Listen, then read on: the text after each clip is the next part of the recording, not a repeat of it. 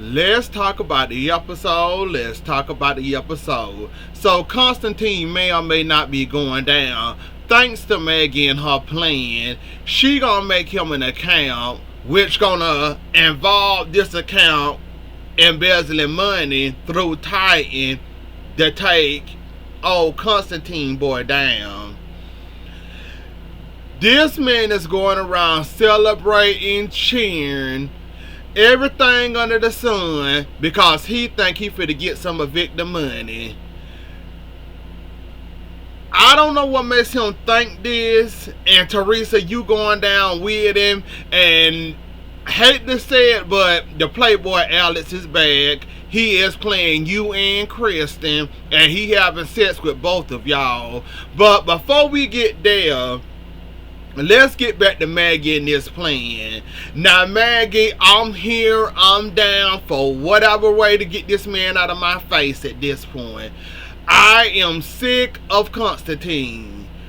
How much longer till this plan come into formation and we be showing him the exit though? At this point, I am sick and I am tired of Constantine, whatever his last name is. I am so sick and tired of him.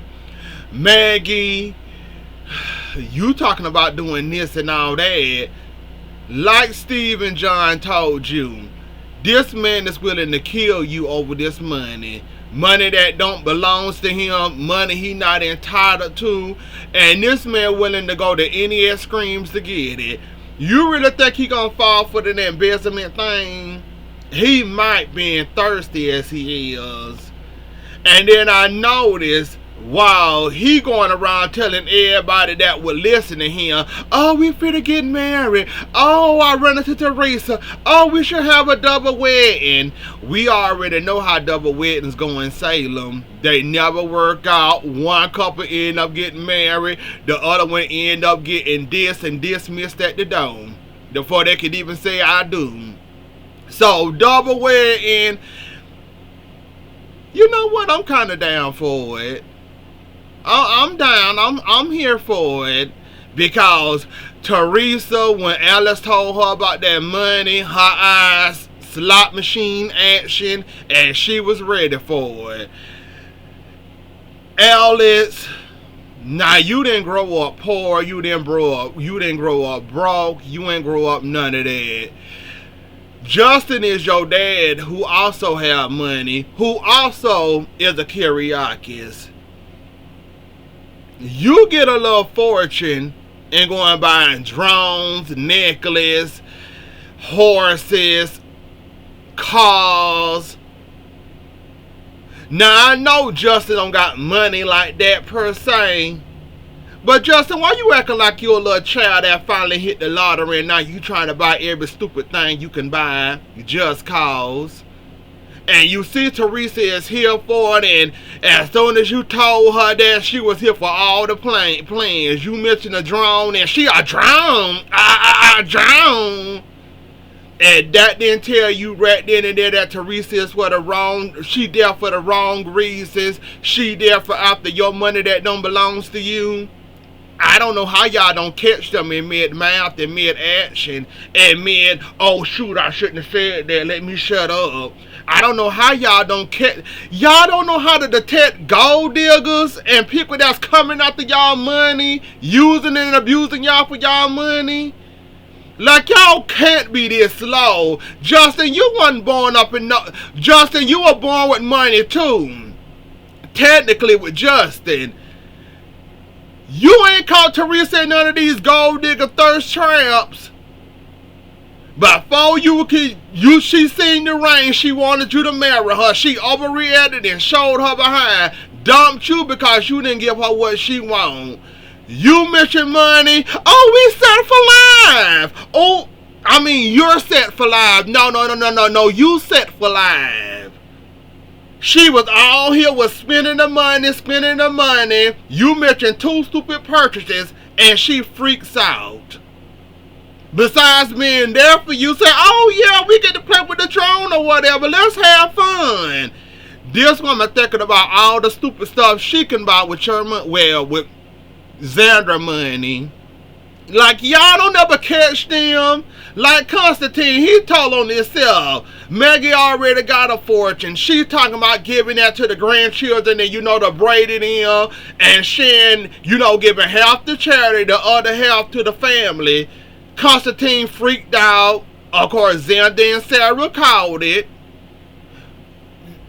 Steve and John already knew what he was there for. Like, y'all don't catch these people doing stuff normal people wouldn't do.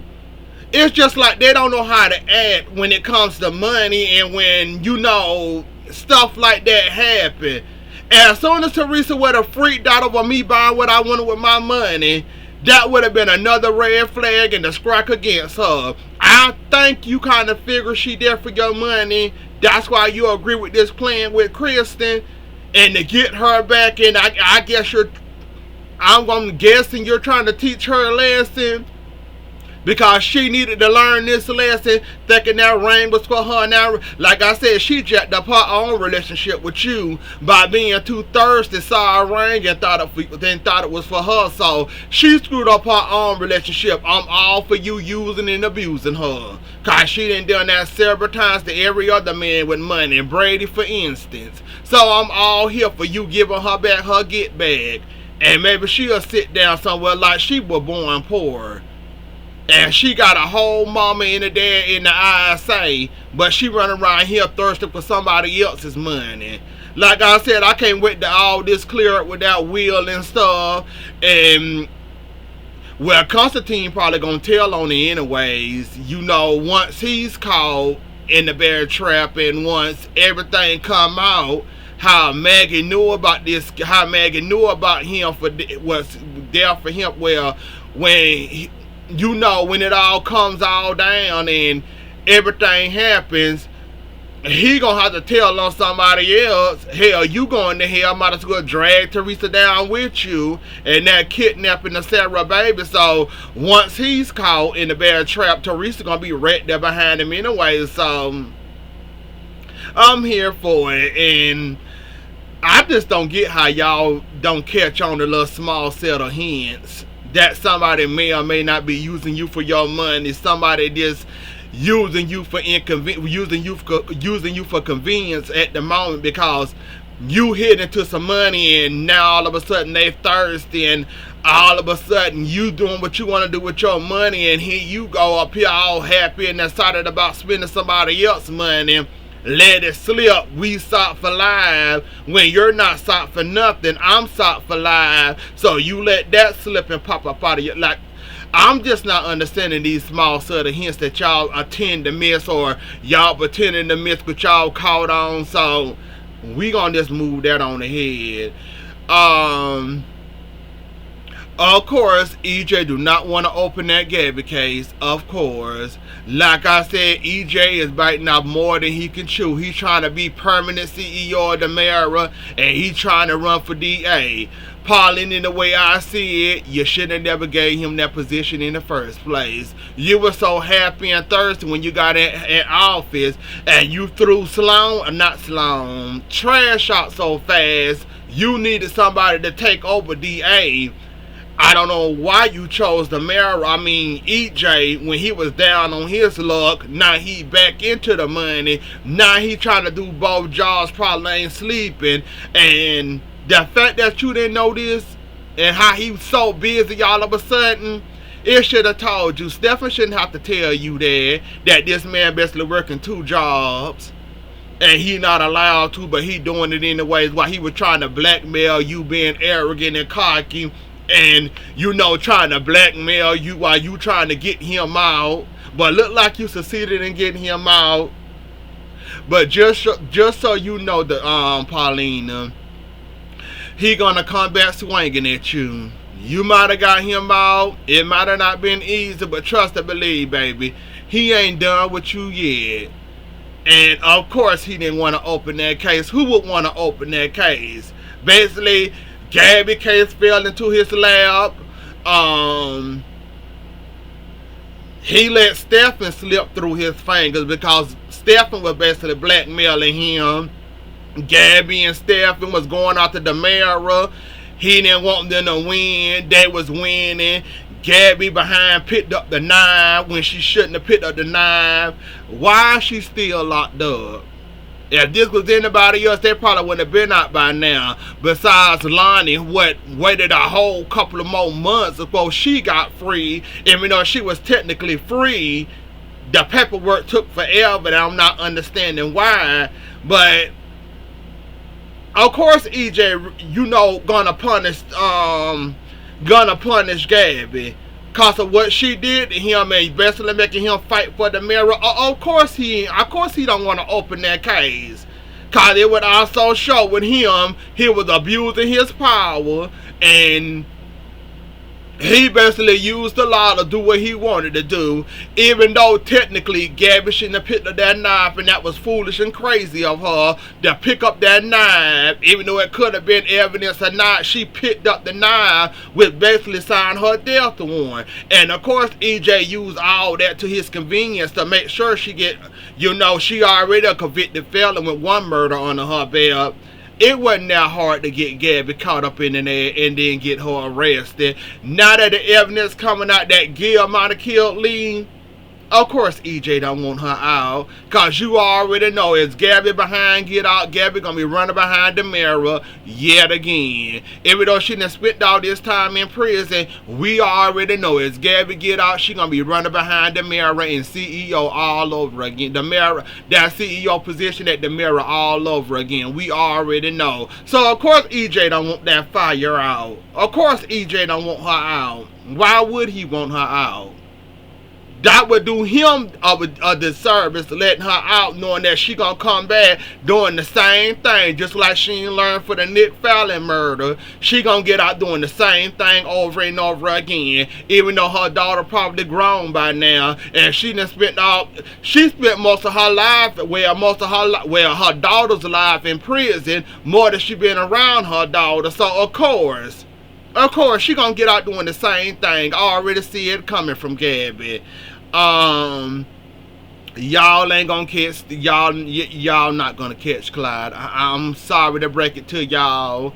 I am so sorry. Y'all didn't caught Clyde all these years. Y'all is not gonna catch Clyde. Y'all just not. Y'all can bring in the armed forces, the law enforcement, the FBI, the DEA, and whoever the other government branch y'all want to. Y'all never gonna catch Clyde. And y'all never succeeded in all these years of catching Clyde. You barely caught Orpheus. So what makes y'all think y'all gonna catch Clyde, who is more, got more resources to his name? Y'all not gonna catch Clyde with this book. Yeah, y'all got the book. Yeah, y'all can prove that he was a part of that drug ring, but y'all not gonna catch him. Y'all not.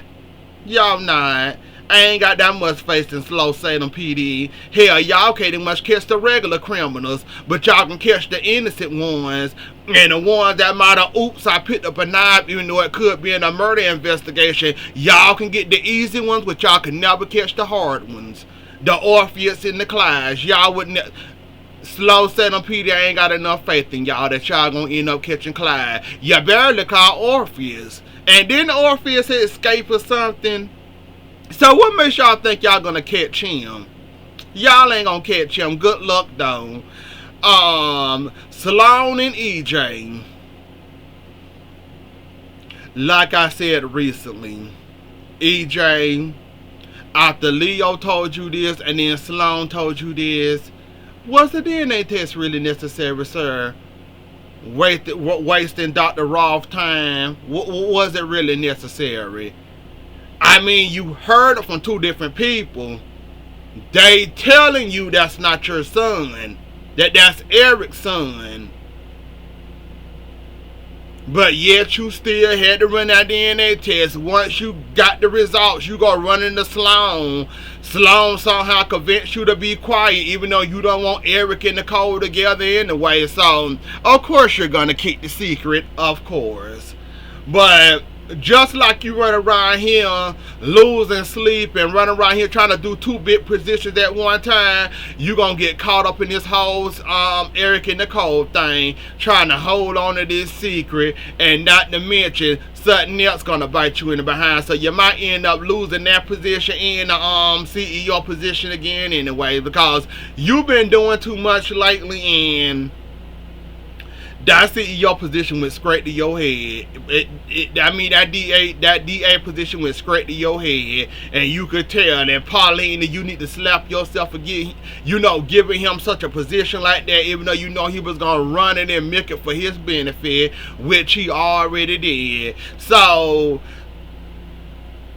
Leo running around here drunk, having guilt. He told Sloan, which is very interesting to me. I don't know why he would think this. If Sloan willing to keep this secret this long, you really think she wasn't going to hold that secret forever? Even with adult, grown-up Jewel, you really think she wasn't going to keep that secret? Oh, you thought once he get bigger that the secret was going to come out and Nicole can have her baby. No. Sloan and Baloney did the end game with this. She did the whole battle. She did the war in the end game with this and all. She had this set up forever.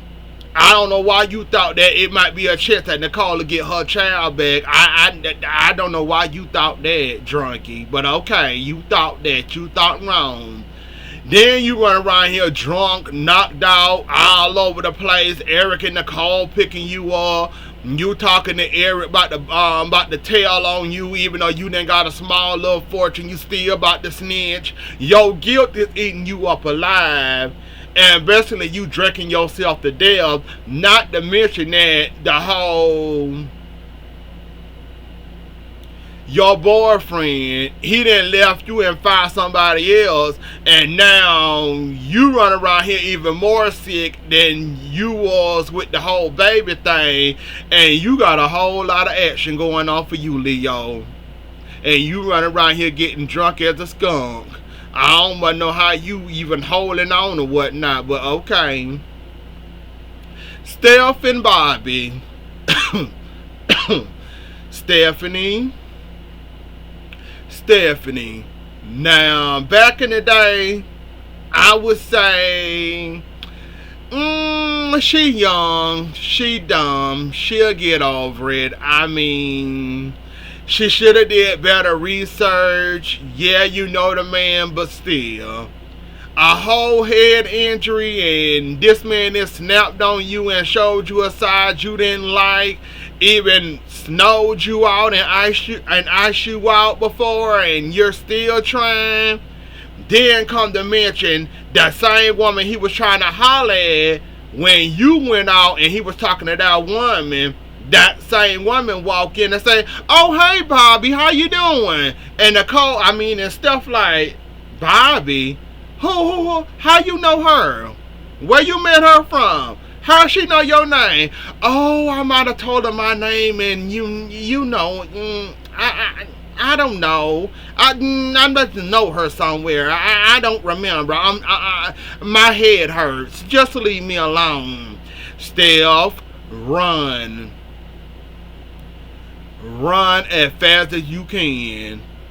You do not want Jada to tell you the real lowdown on that on Bobby.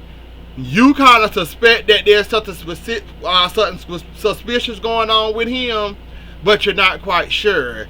If that woman wasn't enough to know his name like that, it's obvious. Jada got some secrets for you. I don't know why she won't tell you. Y'all best friends, correct? I don't know why Jada basically won't tell you to run, girl, run. If that's your home girl, she should give you the heads up and tell you, don't do it. I'm telling you now, I'm not going to tell you why. All I'm just going to tell you is to run. And that was my friend, and I was mad at him, and then now I'm cool with them again. You don't think I'm going to get them the heads up that you might want to run and get a head start in running? It's just like Jada basically knows something that she won't tell Steph, and basically still about to learn the hard way about Bobby and his new life and his new name. So I just don't understand it, but okay. Sarah and Xander. That proposal was cute. Sarah basically was having second thoughts because, Xander put in some money for that ring. And she was kind of scared and iffy about it, even though she loved him and would love to marry him again. She was a little about it because he spent some money on this ring this time around. And basically, she didn't know how to take it. She was caught aback from it when she saw the ring. She was like, yeah, he spent some money for this. I can't accept this. Even though she was thinking about, the daughter's trust fund and, the daughter's college. He kind of went all the way out for the love of Sarah. And I don't kind of blame him. And yeah, when you got a child, you got to think about those kind of purchases because, college ain't cheap. Children ain't cheap in general, and I kind of feel where she coming from. But Sarah, you could at least took the ring and probably downsized it or downgraded a little bit. I mean, you could have did something besides just telling the man no like that. You didn't really have to tell the man like that. You kind of broke his heart, and you could tell in Xander's eyes when you said no that he was a shock. He took it aback, and he was like, what? You don't want this ring? I done bought you cupcakes, flowers, and surprised you with this, and that's how you gonna do me? You can tell he was heartbroken by it, but once she explained it, he kind of understood it and got it in. Once he explained the situation to her, she said, okay, cool, I'll take it. Nicole and Holly. All I'm gonna say is in that situation, and I'm gonna end the video here. If that was my daughter and she was around here smoking weed and popping pills and was in the coma now, and if I didn't know she was coming back to me or, end up dead on arrival, you know what? If me suffocating you, me got you stuck in this house, and me got you doing all this, oh well, deal with it. That would teach you not to play around with weed and pills around here. So that's just a mother's instinct. She don't get it because she don't understand that Nicole already had one loss, technically not a loss, but the loss of that baby. Then here you go a few weeks later in a coma from an opiate overdose. Could have lost your life, but thank God you didn't. And you mad at me because I'm keeping you locked up in the house? I don't get it. I don't understand it. But these children these days are grown. That's all I'm going to say in that situation. But I'm glad she talked to Marlena and basically she hate her and you didn't deserve to be her mother. I'm glad that she talked to Marlena and realized that she was wrong and she shouldn't have said that to Nicole, even though, Nicole do have her faults and, Nicole wasn't really paying attention like that. So I'm glad she acknowledged, talking to Marlena, that she was wrong and she shouldn't have said that. So, I'm with Nicole. I would probably keep you locked up in the house, no phone, none of that in general. But yeah, Nicole, you gotta let go just a little bit. Not a whole lot, but just a little bit. So, and again, I feel you and I understand where you coming from, where you telling her, I'm concerned, don't worry, you almost died from an overdose. So yeah, I'm here with that too. But anyways though, y'all, that was the episode. Don't forget to like, share, comment, and subscribe. I'll see y'all later. Enjoy the rest of y'all night. Have a good weekend, and I'll catch y'all later. Bye.